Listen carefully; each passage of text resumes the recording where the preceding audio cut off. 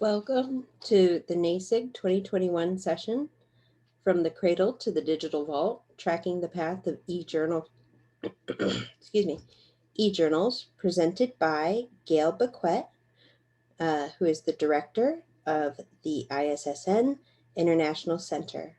Please refer to Sketch for a complete biography of the speaker. We will be using the Zoom Q&A for questions during this session. If you'd like to keep chatting about the session after it ends, feel free to check out the channel for this Zoom room in Discord. NASIG's Code of Conduct applies to all discussions and presentations. The links to the forum and the Code of Conduct are available on the NASIG website. Please tweet about this session using the hashtag NASIG2021. We would like to thank the NASIG sponsors for helping us make our online conference possible. And now I'm going to turn it over to our speaker.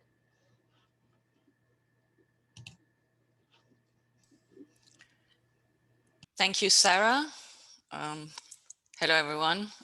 Good evening from Paris. It's 7 p.m. here, but it's still sunny outside, so it doesn't feel as if it doesn't feel that late, let's say. I'm going to start sharing my screen, if that's okay.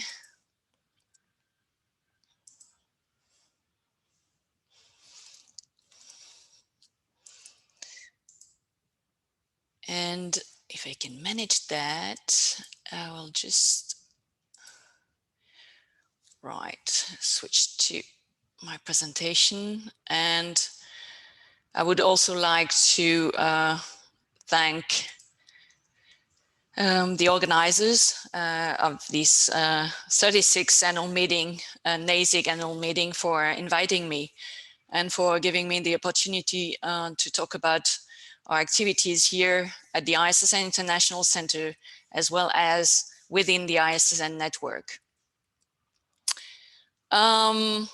What I will present during this session will be first the background of our activities within the ISSN network and the services we offer, as well as in the third part focus on digital preservation, since this is the main focus of my presentation.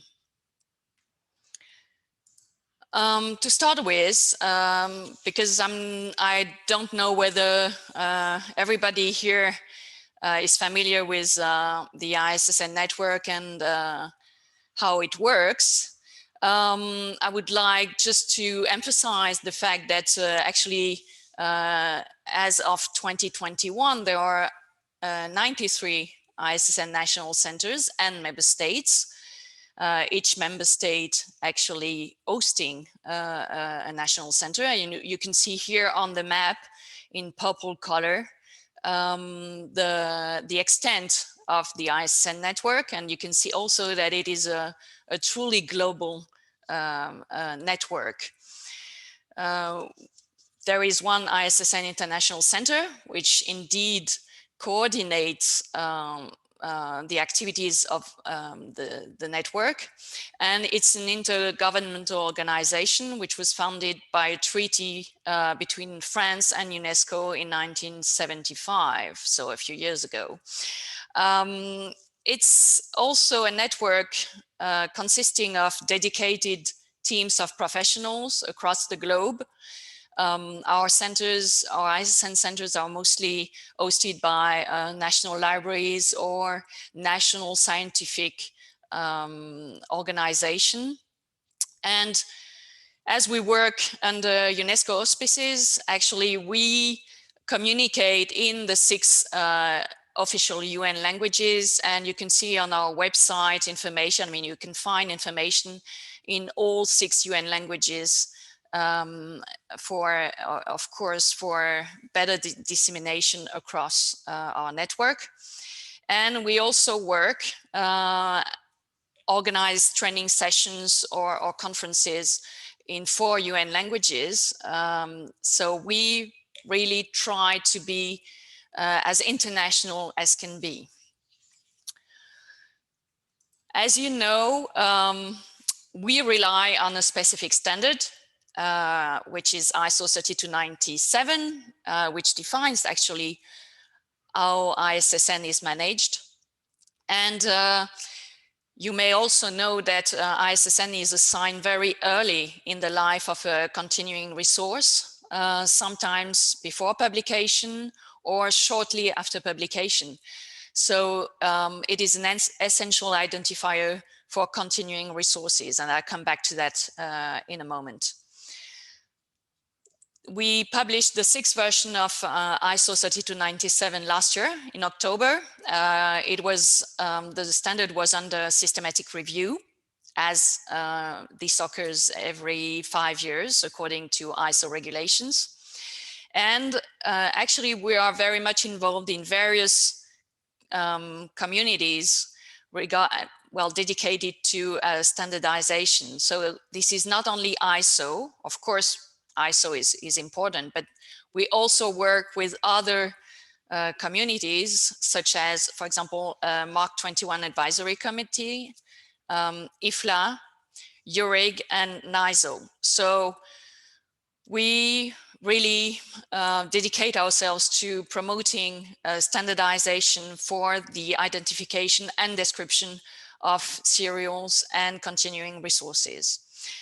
What is the link to ISO? Actually, the ISSN International Center is the registration authority appointed by ISO through an agreement as the manager of ISO standard for ISSN.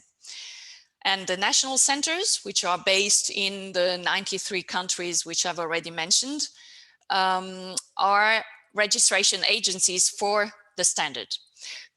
So we are active in various, let's say, aspects of standardization in and working with and partnering with various constituencies interested in standardization. So this is something rather new, because actually the ISSN standard came out last October. I've just said that. And there are a few novelties in the standard, you know, just addressing, of course, what I would call the digital normal. So, for example, emphasizing and allowing the use of EISSN, which was used, of course, by librarians, publishers alike, but which was not really standardized. So the idea is to promote the use of EISSN, because as you may know, ISSN is assigned to both print and digital versions. And there is a general, you know, custom to use PISSN for the print and EISSN for the digital version. So this is something we want to promote. We've also expanded the scope of ISSN assignment by including resources such as internet, academic repositories, databases, blogs within the remit of the standard. There is also something which was really important to the community, through the ISSN community, which is officialized in a way by the standard, which is that when the ISSN network assigns an ISSN, this does not mean that the community or the ISSN network endorses the content of the resource. This is something really important, and we wanted that to appear in the standard. We have also expanded the concept of cluster ISSN. You may be familiar with the ISSN-L, linking the various medium versions. And our objective is here to create new cluster ISSN, and especially an ISSN-F, F standing for family, linking actually titles across their history, succeeding previous titles or succeeding title. In the standard, we have also described and improved the machine legibility of the ISSN, especially by including specifications regarding various data formats, and also something which is essential to us is that the syntax of the ISN URI is now standardized, and you can see here an example of that. If you go to the ISSN portal, actually all ISSN entries are recorded according to this syntax. So what about ISSN? How many titles do we identify within the network? Well, actually more than 2 million titles or continuing resources, and among which nearly 300,000 are digital. We are expanding these figures, of course, year after year. As you can see, there were more than 50,000 new entries created in 2020, and this is a success as far as we're concerned, because we had a very difficult situation due to the pandemic, and this has not been detrimental to the production of ISSN records. So this is quite an achievement for the network. As you can see, there are many national centers contributing new and updated records, because it's not only about creating records, but also maintaining record and amending them. The ISSN IC also contributes by creating records and assigning ISSN. And within the ISSN portal, we work with more than 4,000 publishers, this meaning that we have at the ISSN IC regular exchanges with these publishers about ISSN assignment. I would like now to give you an overview of the production or the identification of serials across the globe, starting with Africa. You have here a figure representing our centers in Africa, and as you can see, I mean, as an overview, what can be seen is that there is a global upward trend in the identification of continuing resources, with more and more digital titles being identified. Nigeria is the is the leading country in Africa for ISSN assignment. And next to Nigeria come Algeria, Egypt, and Morocco. For Europe and North America, actually France leads. Next to France, USA, Canada, and UK are the countries where most ISSN are assigned for this area. In Asia and the Pacific, Australia is the country where a lot of ISSN are assigned. I mean, is leading in ISSN assignment. I would like to mention Indonesia, because actually Indonesia is increasing the number of journals and continuing resources, and thus increasing the number of ISSN assignments. The main reason for that is that all faculty departments are requested by national legislation or regulation to publish their own journal or blog or information website, and these resources are identified by an ISSN. So this is something which is really worth mentioning. This is a really specific case in Asia.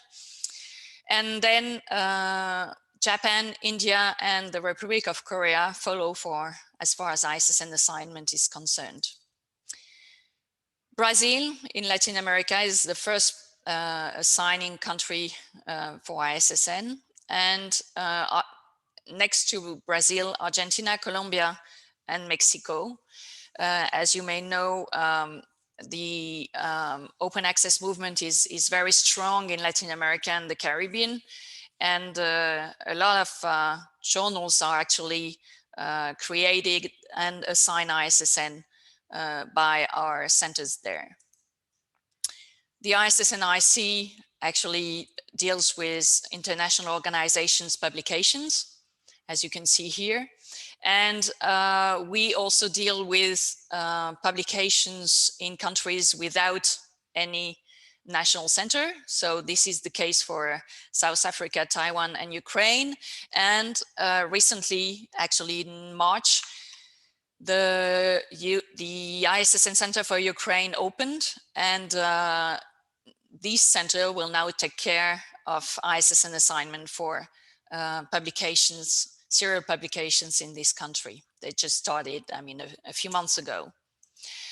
So this was an overview of our network, and I would like now to focus on our services, because actually the production of the network of all these ISSN centers is the subset, or is the, let's say, the cornerstone rather, of the services we offer through the ISSN portal.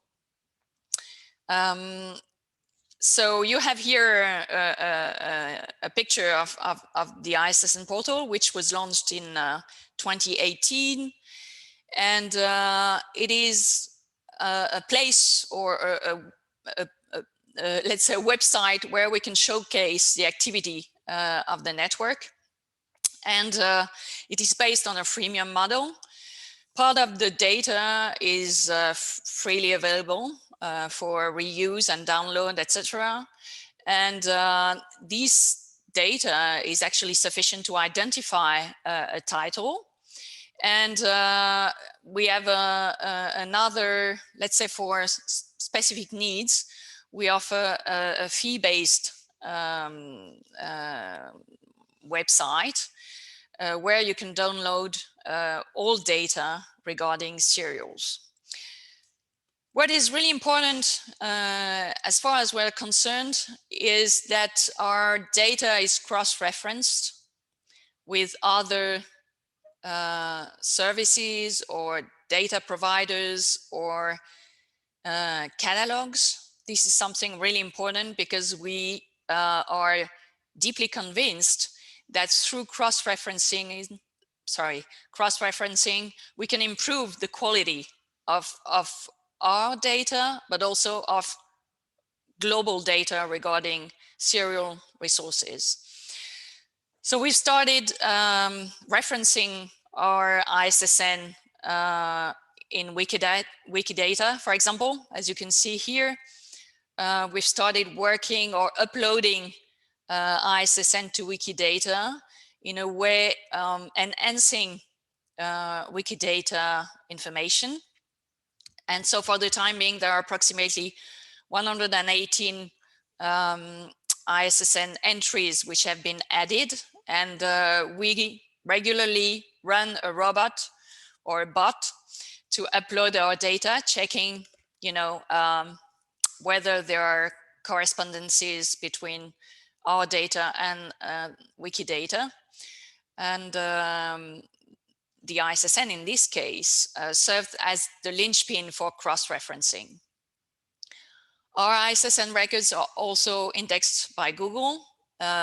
Actually, 50% of total records are indexed by Google. And thanks to the portal, we have been able to reach more and more users with 2.1 million clicks since August 2019, nearly 6,000 daily clicks on the ISSN portal. And we've seen a surge in web traffic on the portal since 2019, with 36% more hits and 25% increase in page viewed. Though this is something also very, very important to us, and we are happy to report this also to the ISN network in general, and to, of course, our the various communities we serve. On the portal, you may be familiar with the directory of scholarly open access resources. This is this is a website we launched in 2013, and the idea was really to put open access journals at the forefront, with actually all centers contributing to this website, to the identification of open access resources.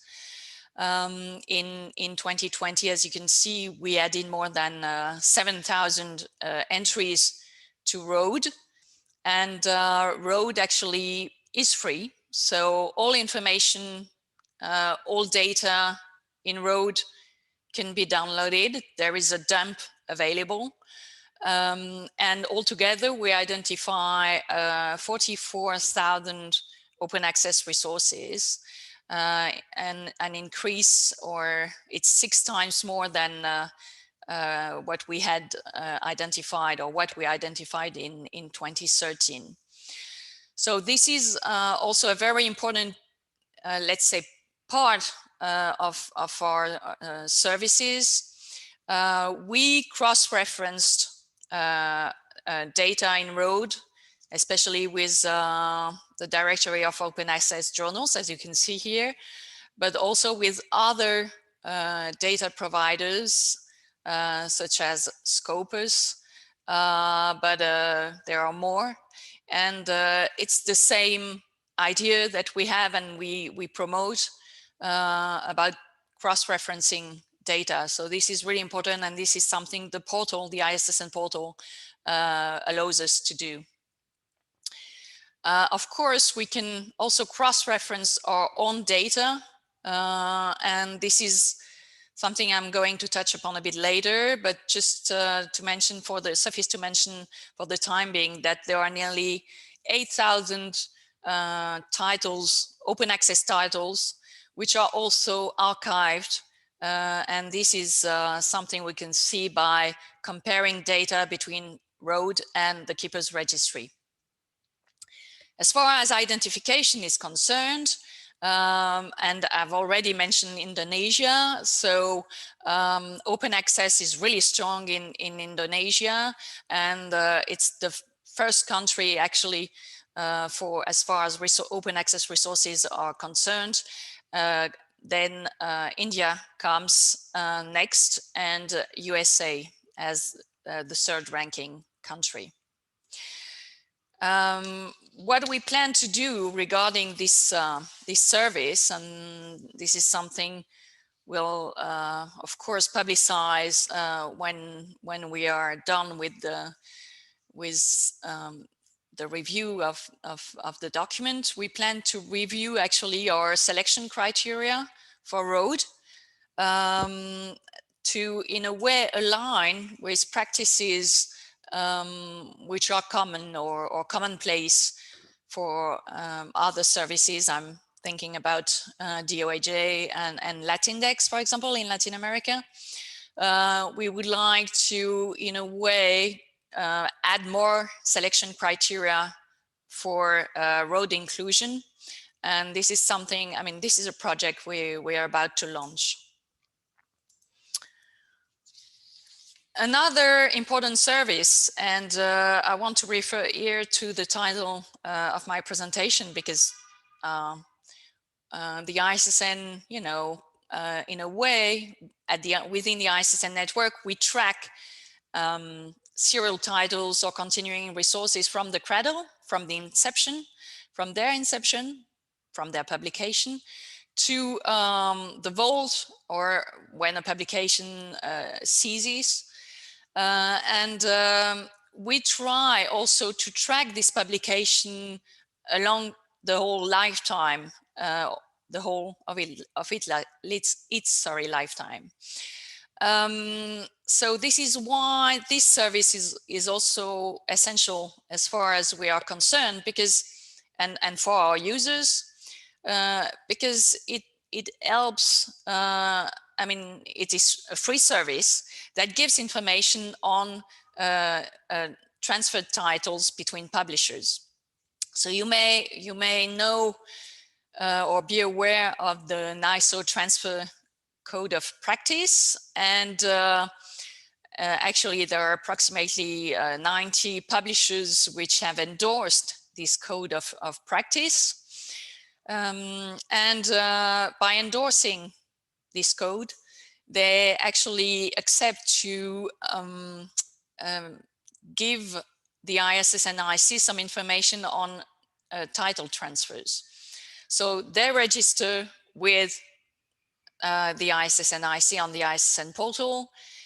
They make statements about the titles which are transferred, and we publish this information on this specific website, which is also free, on which you can find statistics about title transfers and search for specific titles, and also subscribe to a feed to get alerts when a new title is added to the website or to this service.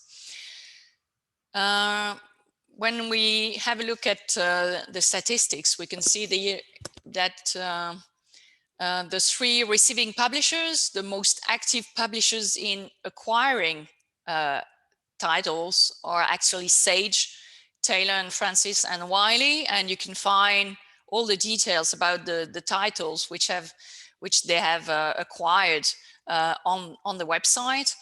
And regarding the transferring publishers, those who actually give their titles away, Wiley is also, well, ranks first, then Libertas Academica, and self-published, meaning some titles which are actually published by individuals or specific organizations.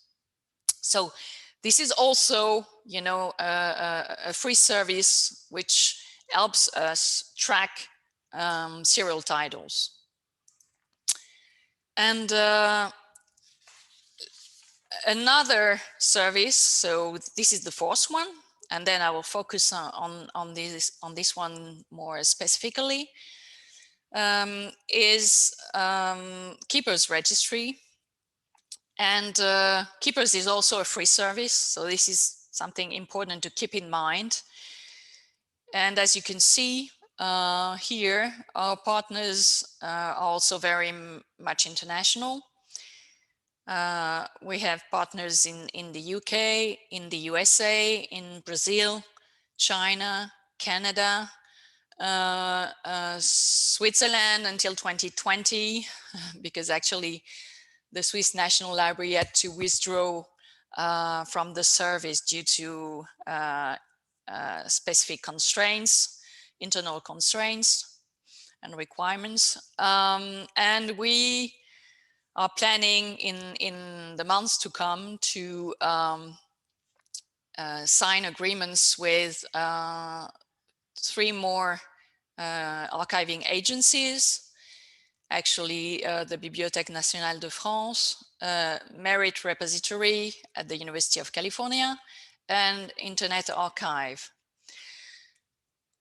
What can you find on Keepers Registry? Well, actually, Keepers Registry is the monitor on the archiving arrangements for continuing resources and e-serials specifically, but not only.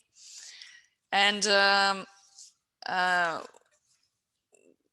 this service, you can have or get information about the archiving agencies which are involved with the archiving process for serials. You can get information on how these these archive titles are made available, because we have a mix among our partners between dark archives and open archives or public archives. So it is important to, of course, deliver information on the way these titles are further made available. So you can find that on the Keepers Registry on this website. And of course, you can check which titles, well, whether a title is archived or not. And this is the reason why, and to help you do this, we provide statistics and a specific table on the archive titles and the involved agencies. So here is an example of a title and of what you can find on Keepers Registry. I've taken this example. It's Library Review, published by Emerald Group Publishing. And as you can see, you have here information about the identifier, especially the ISSN, of course. And you can find links to catalogs or Wikidata. I've already mentioned Wikidata, FatCat. So you can find links to other additional data about this title. And when you check here the archival status, you see that there are six keepers or six archiving agencies which actually preserve this title. And if you click, I won't do that now because I'm not live on the Keepers Registry, but if you click on the eye here, you can have the detailed holdings, or you can put on the screen or display the detailed holdings for each archiving agency. So as you can see, also some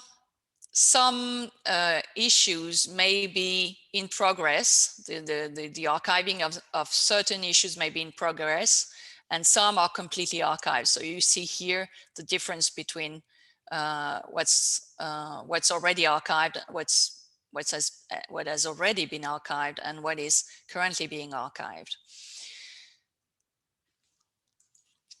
So Keepers Registry thus provide also, as I've just mentioned before, statistics about titles archived by our partners. For the time being, well, as of May 2021, there are 52,000 titles archived approximately.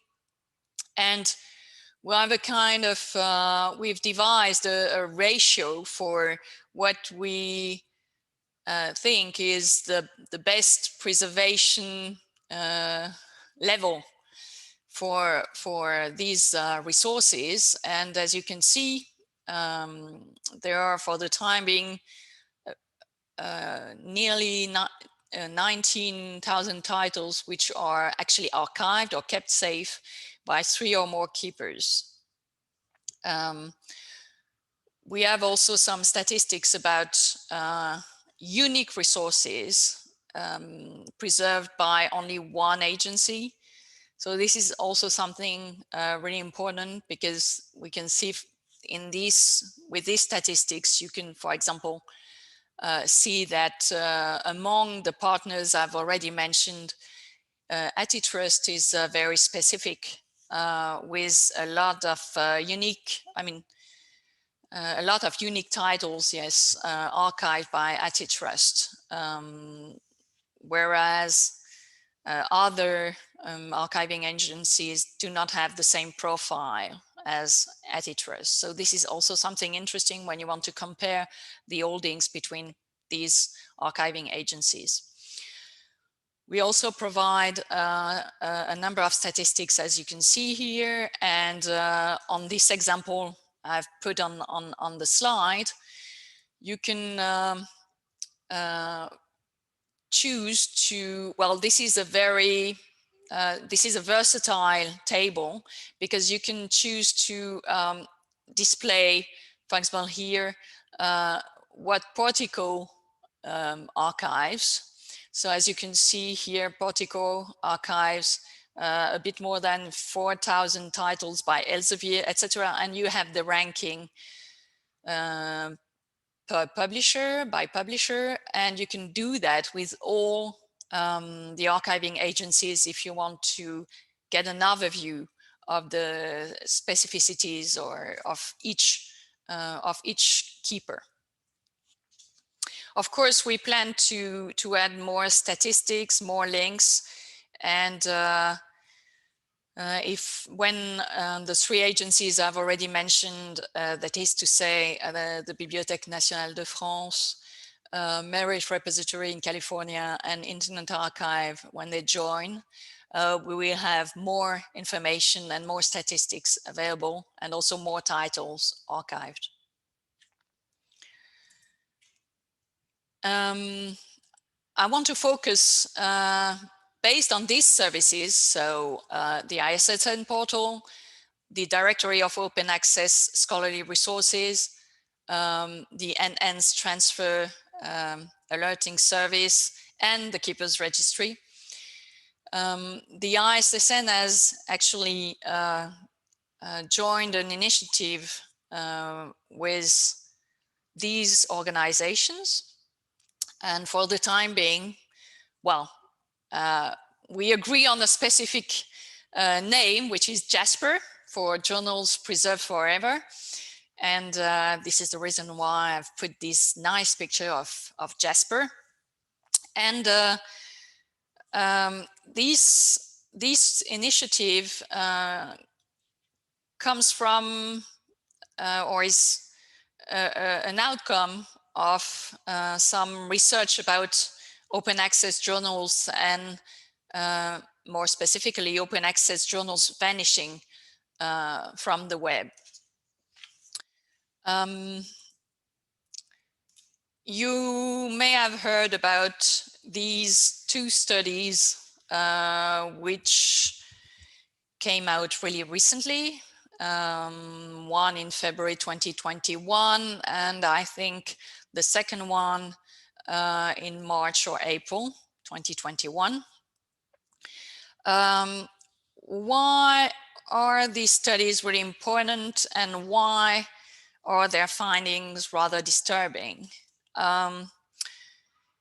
Regarding the first study by Laxo, Matthias, and Yan, actually it shows that 174 open access diamond journals, non-APC journals, disappeared completely from the web between 2000 and 2019. There is no track or no, it is impossible to find track of these journals anymore on the web.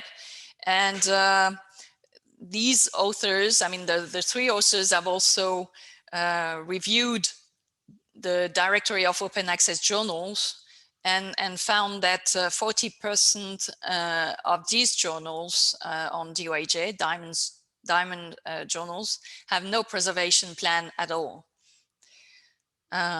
This is one disturbing outcome or finding. The second study by Bosman and a few more, sorry, I cannot mention or give their names, but you can find the study on Zenodo. This study shows that 68% of open access diamond journals have no preservation policy at all, And in their recommendations, the authors actually advised the community at large, I mean the open access, open science community at large, to support an initiative to develop the archiving processes or archiving options for these open access diamond journals. And this is the reason why we started discussions with the Directory of Open Access Journals, with PKP, with CLOCKS and Internet Archive.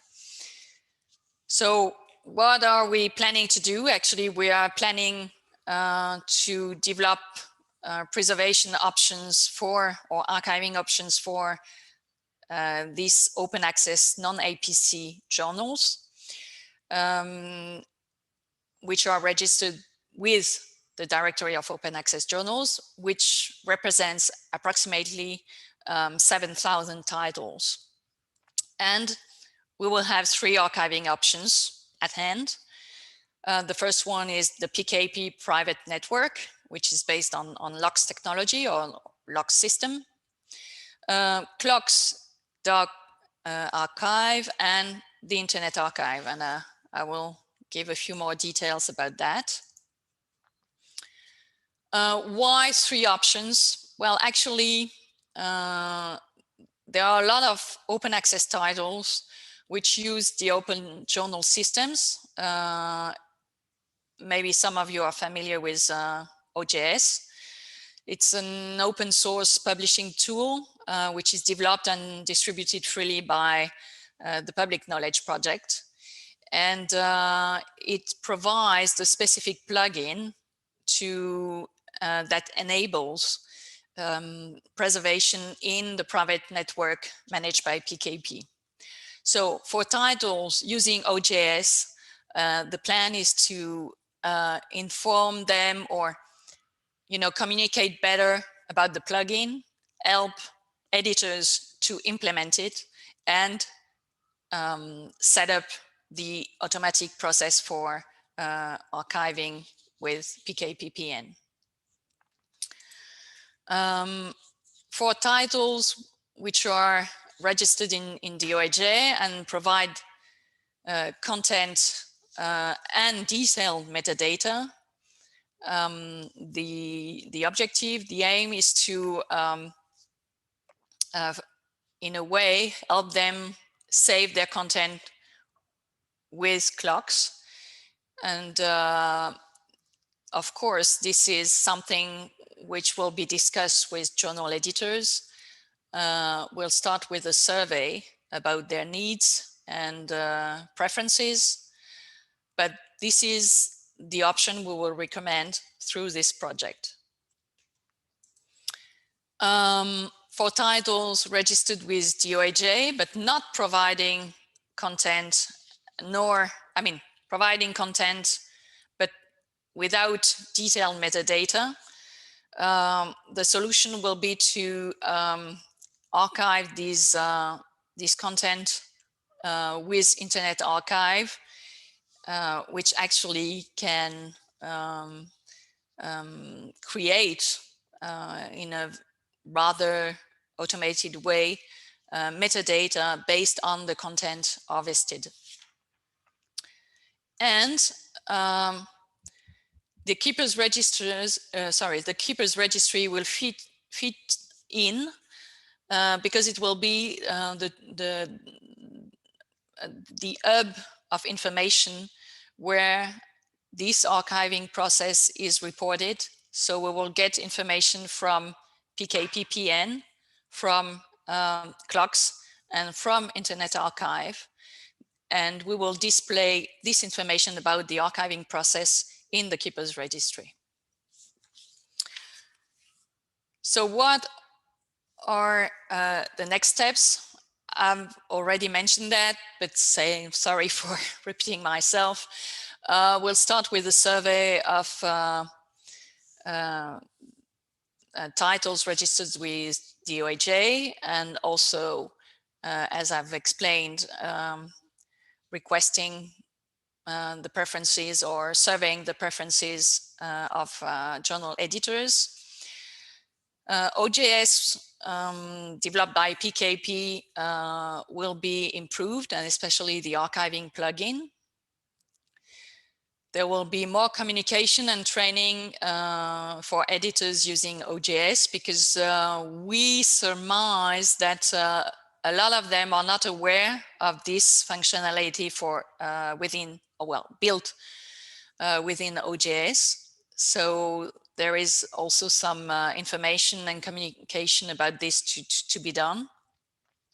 There will be a transfer application developed between DOAJ and clocks via Internet Archive. So the idea being to design before the end of this year a minimum viable product offering the three options I've described. And building on this, and especially on the minimum viable product, we will apply for grants to involve more journals. I mean, more different or journals outside the remit or outside the community of open access diamond journals, and also involve more archiving agencies, and especially the archiving agencies which already contribute to Keeper's Registry. So to conclude, the ISSNIC and the network have just ended or their strategy, or completed, sorry, their 2015 strategy. And you can see here a few figures, especially about, you know, the resources that are identified with an ISSN, the national centers, the communication or the outreach, and our outreach on social media especially. We are happy to now benefit from a more inclusive ISSN network with more countries joining. And we are really glad Austria and Ukraine joined early this year. And we will be happy to welcome Peru as a member of the ISSN network in a few months. We have enhanced our outreach and communication, and as you can see, ISSN is really the cornerstone of a suite of services which are you know, designed to deliver quality data about serial publication.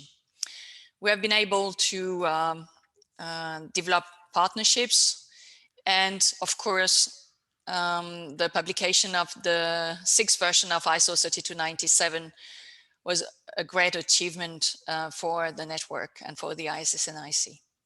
So what's next? We are just starting our new strategic plan, and you can see promoting and developing Keeper's Registry is a really important objective for within this strategy. We have other objectives, especially to work with ISNI International Agency, including ISNIs within our data, and especially being able to use ISNIs for publishers. I've mentioned the expansion of the ISSN network. We also want to implement cluster ISSN further to the ISSN-L. Add more types of resources identified with ISSN, and this goes with also our work within the MARC Advisory Committee to actually adapt or adjust MARC 21 to our new requirements. We also want to manage PIDs in the ISSN portal. We've started with a URN resolver that you can find online. I'm not showing that today, but you can easily have a look at it. We also we are also referenced with the identifiers.org meta resolver. So please, if you're interested, you can have a look at that. And of course, we want to promote the ISSN portal and also make some enhancement to it, and developing a tool for ISSN, for the ISSN network to facilitate the production and the assignment of ISSN. Well, thank you very much for listening to my presentation. I will be really happy to answer your questions if you have any. Thanks a lot.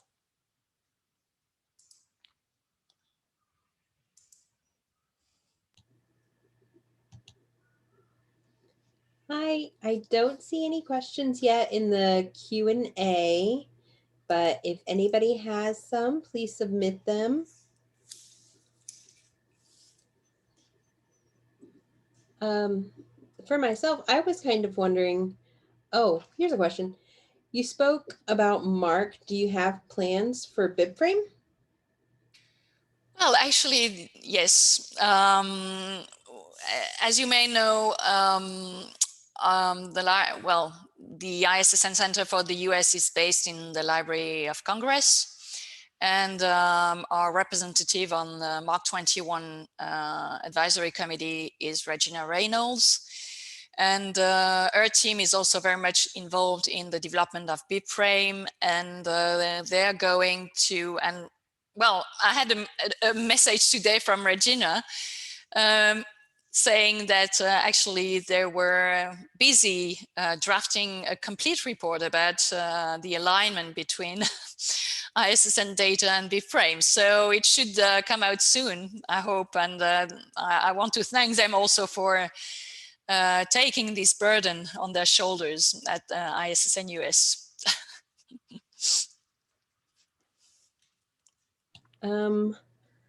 Another person asked, is there cost associated with your service?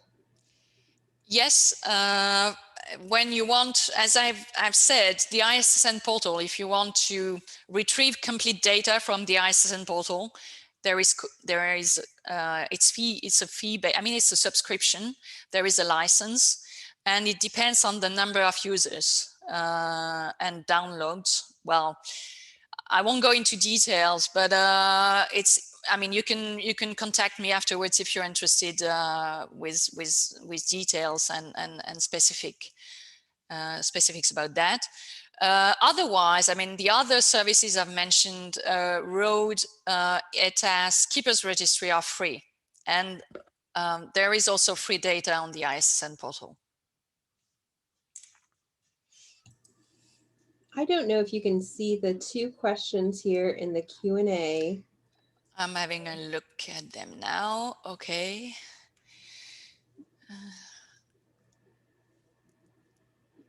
Oh, no, I don't have examples.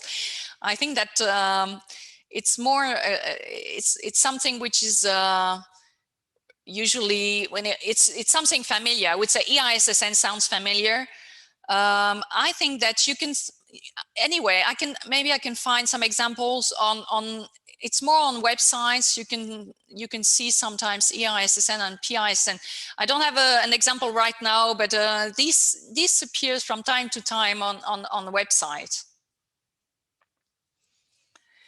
About the plans for communicating with publishers, yes. Well, NISO group, the transfer group, advocates, archiving and signing the transfer code of practice, which contains some articles or requirements about archiving. Same thing with DOAJ, for example. They have some, when you fill in the application to be registered with DOAJ, you have to put some information about archiving or the preservation. Of course, this is not the case for every title, but at least some information is delivered this way, or at least the attention of the editor is attracted or drawn. So we are trying to promote archiving, and the agencies I've mentioned have very strong links with publishers too, as you were able to see on the slide. So I guess there is more attention or interest for this issue. So the next question, can you look up the archive status of a batch of titles? Yes, this is something we need to develop, Wendy, because actually there is, that was a functionality which was offered when the service was hosted in Edinburgh, at the University of Edinburgh, and we are working on that. It's not yet available, but we know there is a strong interest in this functionality, and so we are working on that. This is really important. Susan, oh, you're excited about ISSN F. Well, that's really good to know. The idea being to have an ISSN, but it will be a separate ISSN, which will cover or gather or collect or put together all the ISSN of a specific family. So we hope that will also be of help to publishers to only mention the family when they want to put on the same website the titles, I mean a family of titles with different ISSN. So we don't have details because the idea is, for the time being, we are developing a tool which is for our centers to produce ISSN data, and within this tool we will have a way to create ISSN-F, but it's not yet operational. It will be operational after this summer, and then we will be able, based on this new tool, to assign an ISSN-F to families. But we need to discuss this, of course, within the network and with interested constituencies.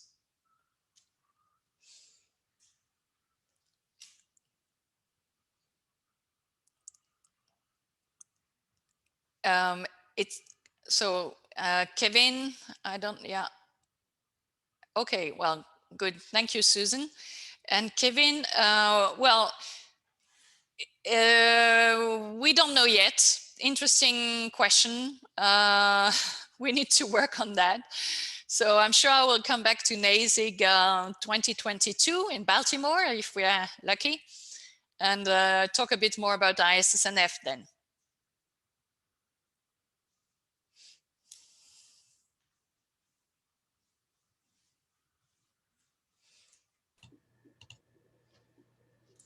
Okay, I don't see any more questions in the chat, and it's about time to end. So thank you for attending this NASIG 2021 session, and thanks to our speaker for her work. This recording will be posted on our YouTube channel in the coming weeks, and you can check the conference Discord server for any continuing conversations on this and many other topics through the end of the month.